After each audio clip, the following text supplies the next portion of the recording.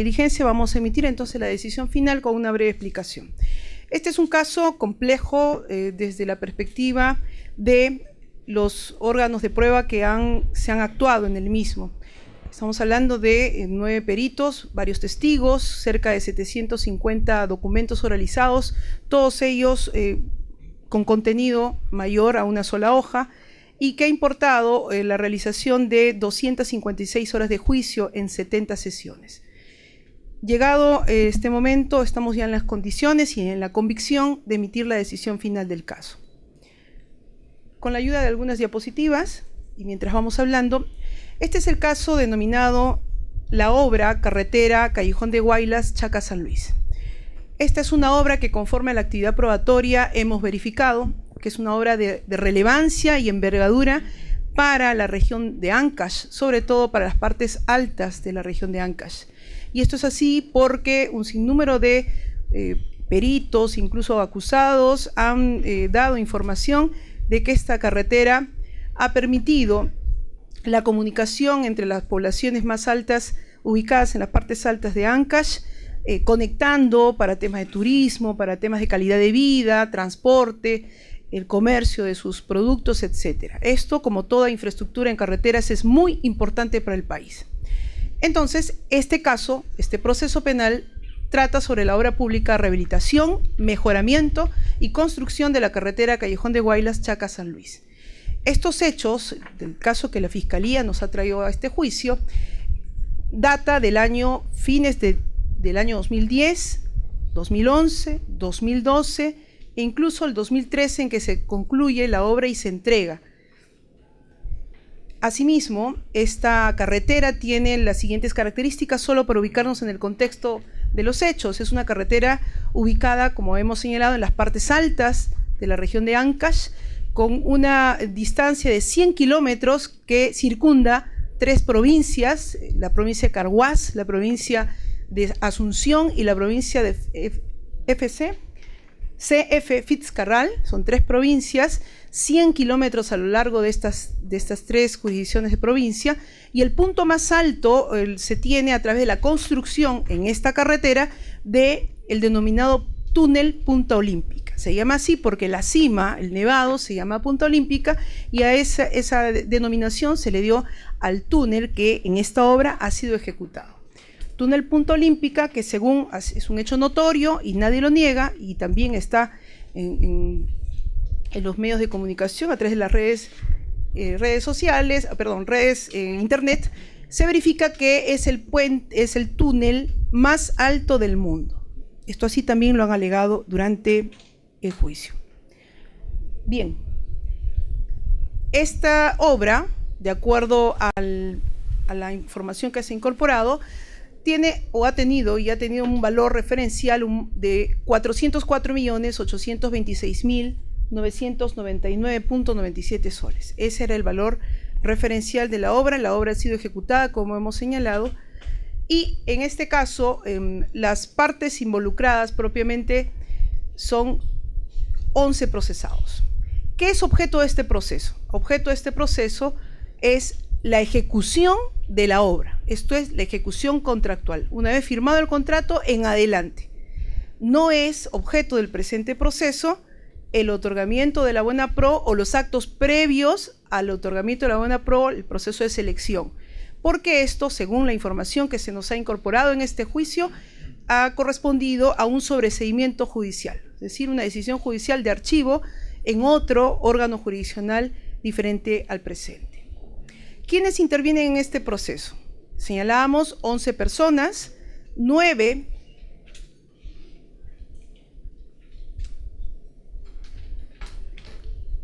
11 personas en total, 9 entre funcionarios y servidores públicos y 2 particulares.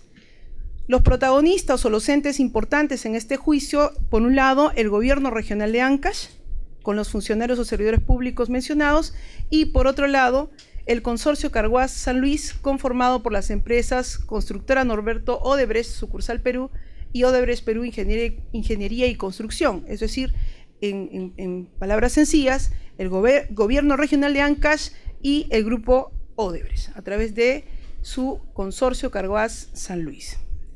Asimismo, en cuanto a los acusados, señalamos, son 11 personas, 9 funcionarios y servidores públicos, desde el presidente del gobierno regional de Ancash, pasando por los gerentes, gerente de infraestructura, gerente de administración, subgerentes como el subgerente de administración financiera, el subgerente de supervisión y liquidación de obras, y llegando incluso a servidores como parte del área de fiscalización. 9 funcionarios o servidores públicos, y en los particulares hay 2. El residente de obra, que representa a la empresa contratista, y el ingeniero supervisor de obra, que representa, en todo caso, a la empresa supervisora, que es una empresa que también ganó una licitación, un proceso de selección para ser denominado como empresa supervisora. En cuanto a los hechos en materia de imputación, este caso trata de 4 hechos en el marco de la ejecución contractual. Tenemos, por un lado, el primer hecho al que se ha denominado adelanto de materiales e insumos, el segundo hecho, ampliaciones de plazo, el tercer hecho, prestaciones adicionales, y el cuarto hecho, el denominado túnel Punta Olímpica, que en realidad es en concreto respecto de planchas de policarbonato, puestas o a ejecutarse dentro del túnel. Sobre estos 4 hechos, la Fiscalía nos ha planteado una acusación principal por el delito de colusión y colusión agravada. La diferencia solamente es por el marco temporal.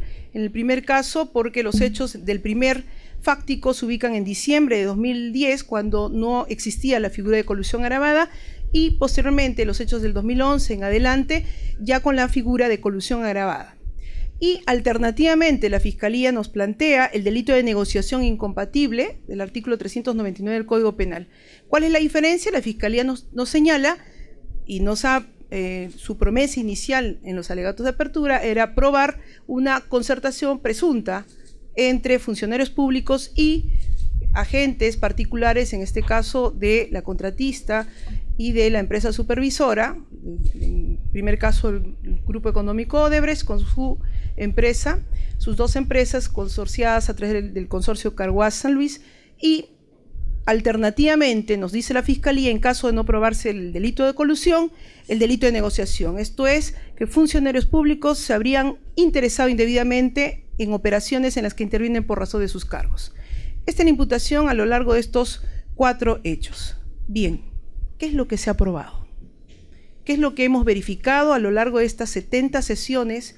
Y hacemos acá un paréntesis.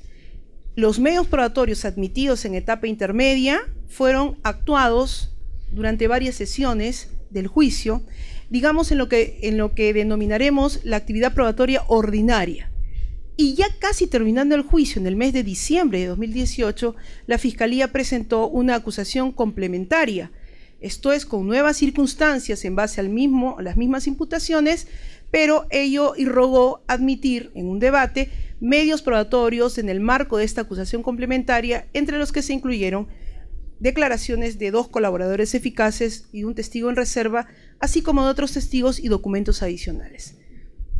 Realmente, para la valoración probatoria nuestra, esta segunda parte marca un hito respecto de algunos procesados. Volvemos entonces a los hechos. ¿Qué es lo que se ha probado en la valoración probatoria en relación a los hechos? La Judicatura llega al convencimiento de que han existido disfuncionalidades o irregularidades meridianas, claras, y las verificamos a través del primer hecho, el adelanto de materiales. En cuanto al primer hecho, la Fiscalía señala que se habría otorgado adelanto de materiales e insumos a la empresa contratista por el monto de 155 millones de soles para efectos de la compra de materiales e insumos, pero de forma irregular. Esto ha sido probado. Para hacer un contexto genérico de qué significa el adelanto de material, los 155 millones solicitados por la empresa contratista Odebrecht, en este caso el consorcio, son legales, es válido. La ley permite a los contratistas, a las empresas que están realizando obras, pedir un adelanto de materiales o insumos, es decir, para comprar materiales e insumos, hasta un 40% del valor de la obra. Y también le permite la ley, en la Ley de Contrataciones y Adquisiciones, hasta un 20% para solicitar un adelanto directo, que en concreto es dinero, liquidez, para poder, en el caso primero, ir comprando los materiales e insumos, y en el caso segundo, para ir comprando o para ir asentándose en el lugar, llevando personal, poniendo los campamentos, trasladarse, etc. Esto es legal. En este caso, el pedido de los 155 millones es legal, eso no está fuera de la ley. Lo que es irregular es la oportunidad en que se otorgan el adelanto de materiales. Esto en virtud a que hemos verificado que el artículo 188 del Código de la Ley de Contrataciones y Adquisiciones señala que el contratista puede solicitar, dice, podrán realizarse los adelantos de materiales e insumos con la ejecución contractual, ¿no? La defensa ha esgrimido en este juicio que la ejecución contractual es al día siguiente de la firma del contrato. La Fiscalía y el actor civil han postulado que no, que este inicio de ejecución contractual es con el inicio de la ejecución de la obra.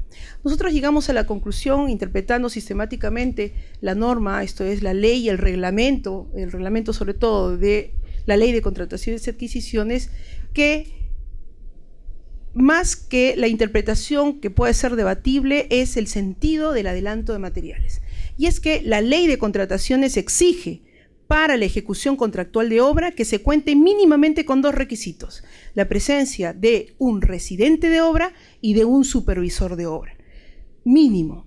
Estos dos personajes, en el caso nuestro de los adelantos de materiales, no se había designado al supervisor de obras. Y si no había supervisor de obras, no había en ese momento expediente técnico, no era posible entregar este adelanto de materiales, y menos con la prontitud en que se hizo. Nosotros hemos verificado que en este caso, ni bien se firmó el contrato de obra el 22 de diciembre de 2010, al día siguiente, la empresa contratista, el 23 de diciembre de 2010, a la misma hora o por minutos, 14:30, presenta tanto su pedido de adelanto de materiales y su adelanto de directo. En ambos casos, por 155 millones y por 80 millones, cerca de 230 millones. Que probablemente las cantidades sean legales, el problema es la oportunidad. Es decir, la autoridad, el ente, el gobierno regional de Ancash, otorgó un adelanto de materiales cuando no se tenía ni terreno donde ejecutar la obra, ni el supervisor, ni el expediente técnico como para poder verificar esta compra de materiales para poder ser utilizadas o por lo menos prever en la ejecución de la obra.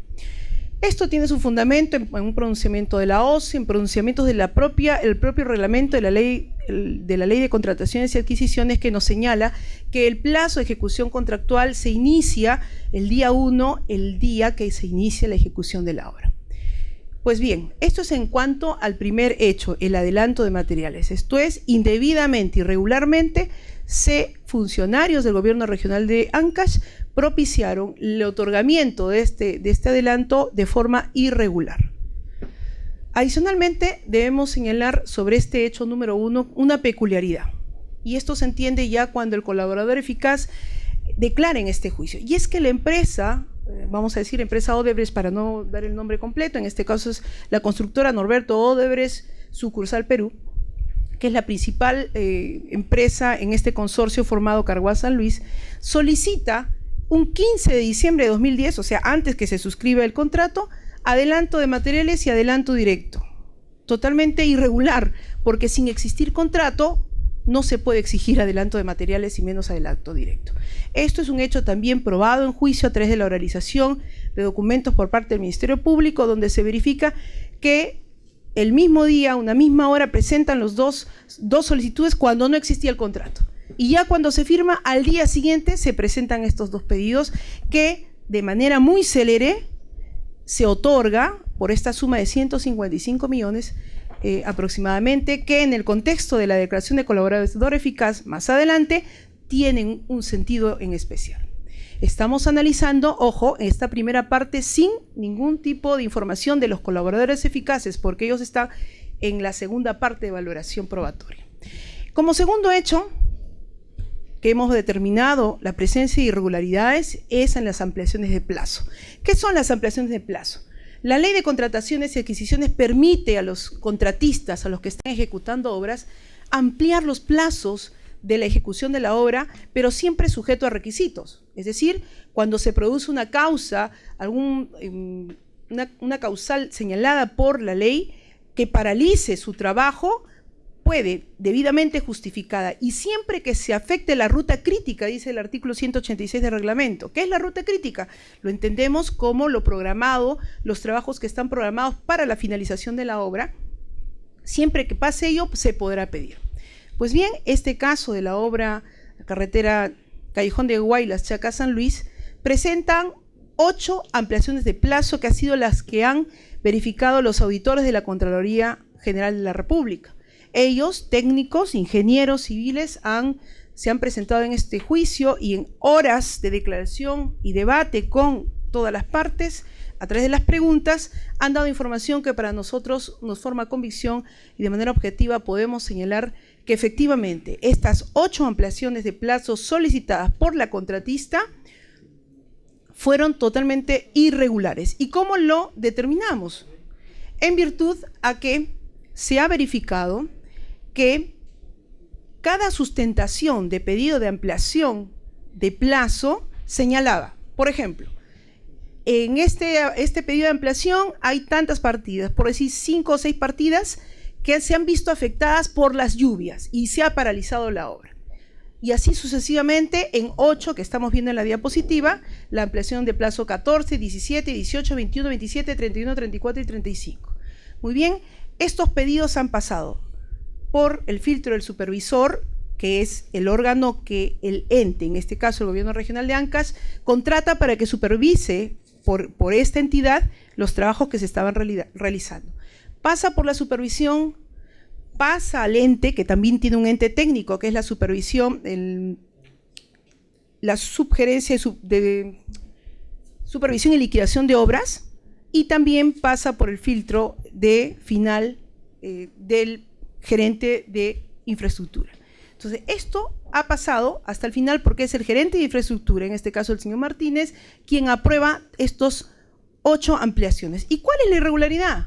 Que cuando los peritos hacen su análisis por cada una de las ampliaciones, se verifica que varias de esas partidas, si los tenemos mínimamente, minuciosamente determinadas, varias estaban ejecutadas ya al 100%. Y otras tantas estaban avanzadas. Alguien podría decir, pero si está avanzado, entonces las lluvias afectaron. No, porque lo que se ha determinado en el juicio a través de la información dada por los peritos y los interrogatorios de las partes es que este avance de las partidas habían ocurrido su inicio desde mucho antes de lo que estaba programado. Si es que se iniciaron estas partidas a trabajarse antes de la programación, por decir, se inicia hoy 11 de junio, pero estaba programado para que empiecen en diciembre, pregunta, ¿se estaría afectando el cronograma? La respuesta es no, porque el cronograma decía que recién se empezarían en diciembre.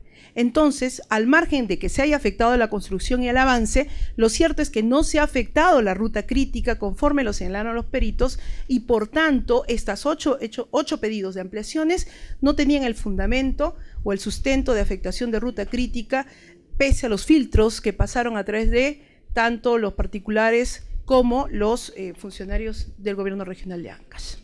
Todo esto verificado a partir de la prueba actuada sin acusación complementaria y sin colaboradores eficaces. Y seguimos con el tercer hecho. El tercer hecho corresponde a las prestaciones adicionales. Prestaciones adicionales que la ley de contrataciones y adquisiciones, así como el reglamento, permite, obviamente, a cualquier contratista solicitar una prestación adicional cuando surge de forma imprevisible en el camino, en el íter de la construcción. Y un ejemplo clásico que escuchamos en este juicio es, por ejemplo, el constructor que está haciendo la carretera y en plena construcción o movimiento de tierra se encuentra unos fardos funerarios, ¿no? Que es una zona con ruinas arqueológicas. Tiene que cambiar la ruta, tiene que mover la vía y por tanto eso genera una prestación adicional porque es necesario para terminar la obra. Ese es el sentido que hemos entendido y es la esencia de las prestaciones adicionales de obra. ¿Qué ha pasado en este caso? La empresa contratista y decimos siempre el nombre de la empresa Odebrecht porque son los que presentan las facturas y cobran el dinero generado por estos pedidos. Las prestaciones adicionales fueron 5, las cuestionadas por los auditores. ¿Y qué sucede en estas prestaciones adicionales? Todas, o la mayoría, se basan en el corrimiento del eje. Esto ha sido un tema un poco de difícil entendimiento porque son temas técnicos, pero en sencillo podríamos decir, la carretera tiene una naturaleza, va circundando los cerros probablemente de la zona agreste y señala en las prestaciones adicionales que era necesario correr el cerro para poder para que la vía entre hacia un lado hacia el lado del cerro, por ejemplo, y que en la parte que era del abismo o la parte externa que se había programado un murito, ese muro se eliminaba y en su lugar se ponía terraplén, que son como tierritas para cubrir esas partes que daba espacio porque se había corrido el eje de la vía. Esa es básicamente la prestación adicional.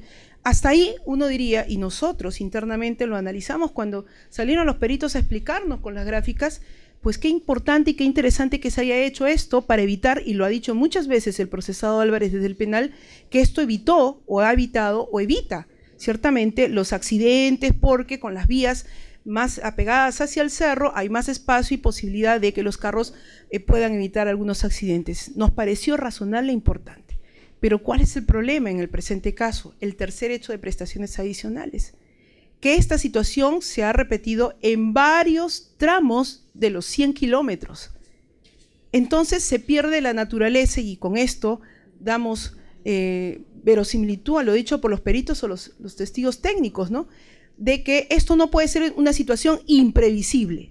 No es que surja, no es imprevisible. Tanto más si los adicionales 1, el 3, el 6, el 10 y el 15 son prácticamente continuaciones del mismo corrimiento o corrección de los taludes. La irregularidad recae en eso, pero sobre todo, y lo que sí nos llama poderosamente la atención, es que se hayan pedido prestaciones adicionales para estos trabajos de corrección sobre los mismos kilometrajes. Hemos encontrado no solo 2 veces, 3 veces, 4 veces, hasta 5 veces trabajos de corrección sobre las mismas progresivas de los kilometrajes. Eso aparece como una meridiana irregularidad. O sea, el adicional implica algo imprevisible, necesario para la terminación de la obra, pero lo que verificamos de la prueba, ¿no? Y realmente nos damos cuenta con la revisión de la prueba, porque uno en las audiencias a veces no entiende muy bien, no se da cuenta, pero cuando uno revisa el macro de toda la información, verifica y dice, sobre las mismas progresivas, recordamos mucho la progresiva 69, el kilómetro 69 o 70, la primera adicional, la adicional 1, luego la adicional 3, luego la adicional 6, luego la adicional 10, y los peritos con énfasis lo dijeron en un video que se visualizó en esta audiencia. Entonces, ¿cuál es el sentido de pedir prestaciones adicionales sobre misma progresiva, sobre mismo trabajo? Y esto nos lleva pues hacia una de las conclusiones en los casos múltiples que llevamos a nivel del sistema o de los juicios que se ven en temas de corrupción. Normalmente las prestaciones adicionales, si se presentan como irregulares, permiten sobrevalorizar o pedir más dinero del proyectado. Y precisamente, ¿cuál ha sido el tema acá?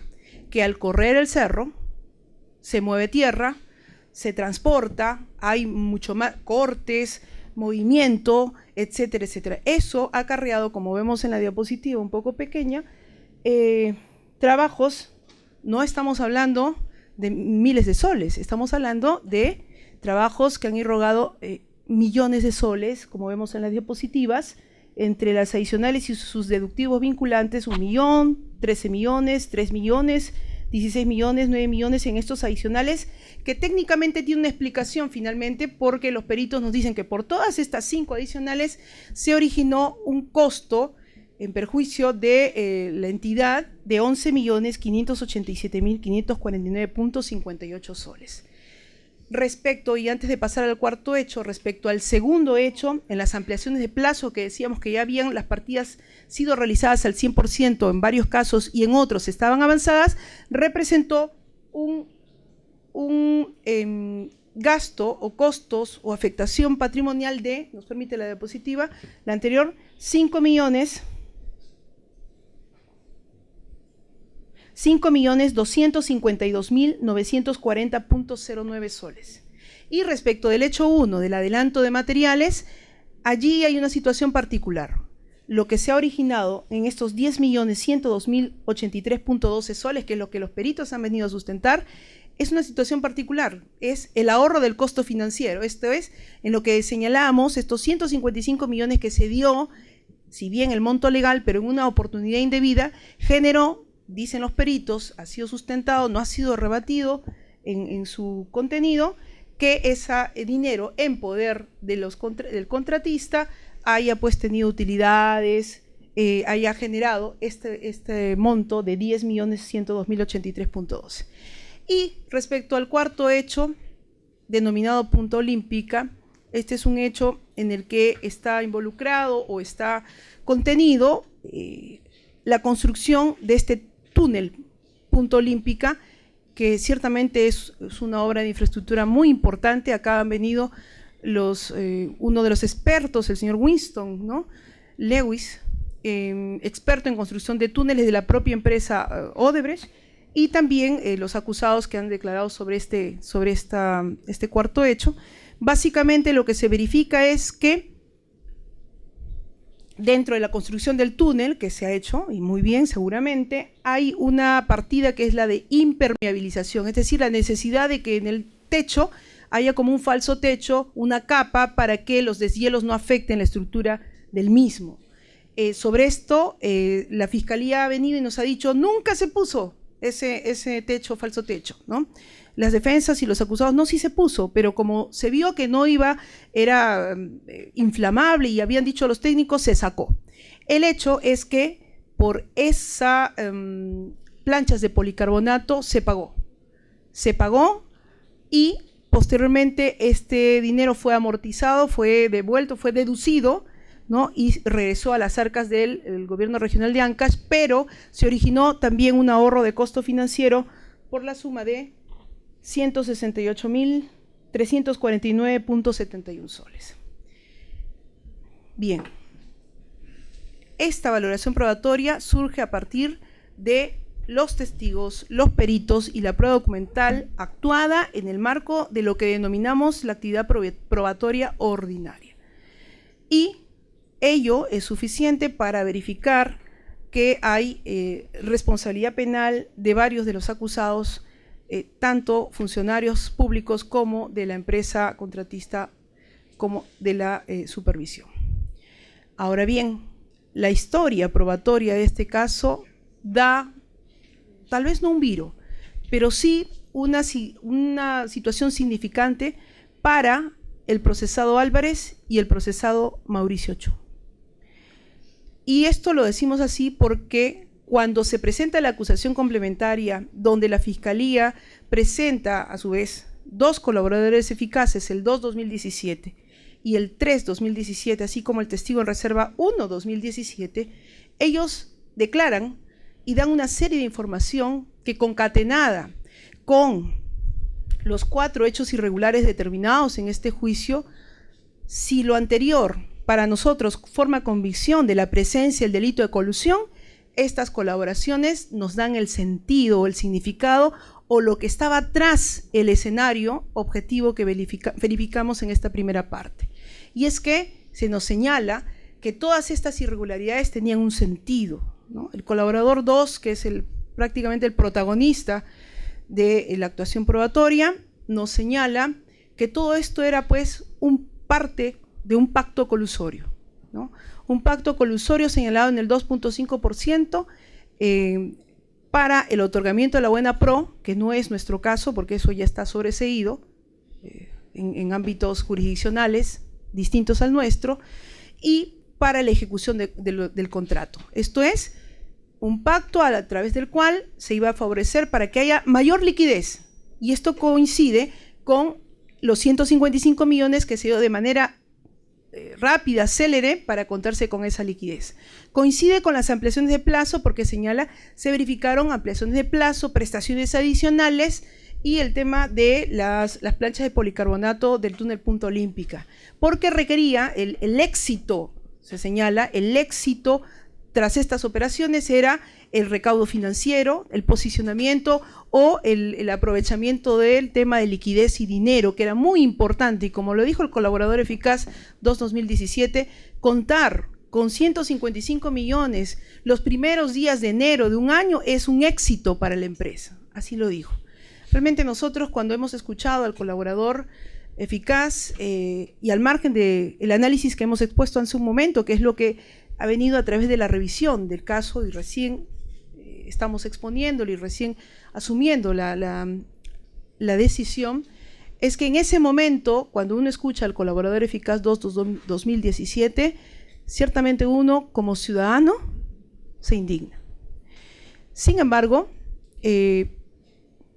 debemos señalar que el colaborador eficaz 3, el 2 y el testigo dan información que se concatena no solamente con estas irregularidades dadas, sino también con testimonios como del testigo Dirce Varas Valverde, el testigo de las casas, el testigo Chipana, que es el tesorero del gobierno regional de Ancash en relación del señor Mauricio, entre otros documentos. Entonces, partiendo de que para nosotros sí hay el delito de colusión en el primer caso, el primer hecho por el tema temporal y colusión agravada por los hechos 2, 3 y 4, que por cierto hacemos una tingencia, no estamos ante un concurso real de delitos, esto es 4 hechos que importan penas diferenciadas, sino que la Fiscalía ha planteado un delito continuado, esto es una sola resolución criminal dividida en 4 hechos. Sobre este tema pasamos a continuación a las responsabilidades penales.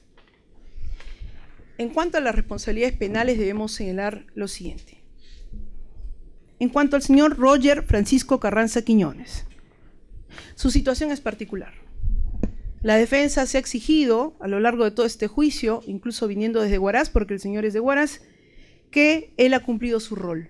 La Fiscalía nos señala que el señor Carranza habría participado para efectos en el hecho 1, en el adelanto de materiales, para efectos que se produzca el pago a través de la tramitación que correspondía como encargado del área de fiscalización. De la actividad probatoria, nosotros no hemos encontrado un elemento probatorio que lo vincule con la ilicitud realizada en el marco del hecho número 1, adelanto de materiales. Y es que lo que hemos verificado es que él hace un proveído al pedido de adelanto de materiales que estaba ya transitando en la entidad y señala que lo revise otro empleado. Aparte, los comprobantes de pago por adelanto de materiales, él no los visa, porque pide licencia y no participa, sino en su lugar participa la señora Bernardina Alvarado. De allí, su ROF lo cumple, porque es parte de su área de fiscalización verificar, aspectos sobre los pagos, pero él no tiene mayor participación y en este caso la Fiscalía no ha logrado probar participación en estos hechos ilícitos que ya hemos descrito. Por tanto, la decisión para él es una decisión absolutoria por falta de pruebas. En cuanto al señor Ángel Victoriano Rondán Ramírez,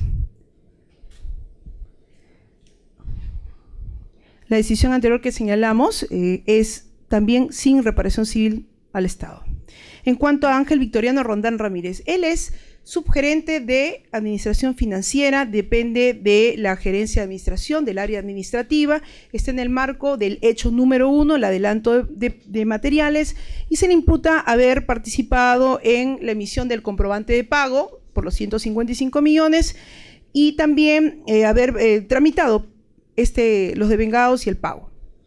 Respecto de él, ¿qué encontramos? Respecto de él encontramos que él visa efectivamente el comprobante de pago como parte de su rol. Así también participa en esta tramitación.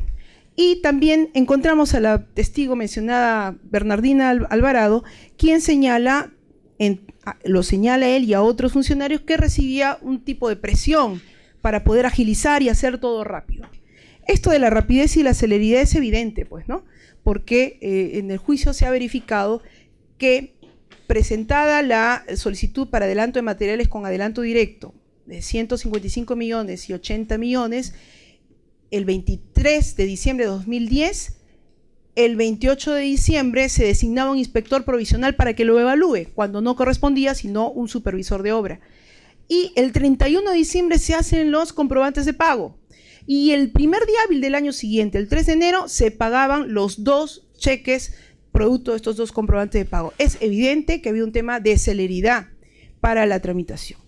En este caso, el señor Rondán aparece en el marco de suscribir o visar el comprobante de pago como otros funcionarios, cumpliendo en este sentido su rol de suscribir. No hemos encontrado otro elemento mayor, salvo la sindicación o la atribución de conducta que hace la testigo Bernardina, de que él, entre otros, le decían: apúrese, apúrese en hacer su trabajo, ¿no? Ella suscribió el comprobante de pago. Por tanto, analizando toda la prueba actuada respecto al primer hecho en relación al señor Rondán Ramírez, quien por cierto está acá presente, nuestra decisión para él es de absolución de cargos por insuficiencia probatoria. Esto es, hay un elemento, pero no es suficiente como para condenar a una persona. En relación al procesado Moisés Ángeles Obregón, la decisión del señor Rondán también es sin pago de indemnización o reparación civil al Estado. En relación a Moisés David Ángeles Obregón, su situación es particular del señor Moisés Ángeles Obregón. Él es el subgerente de supervisión y liquidación de obras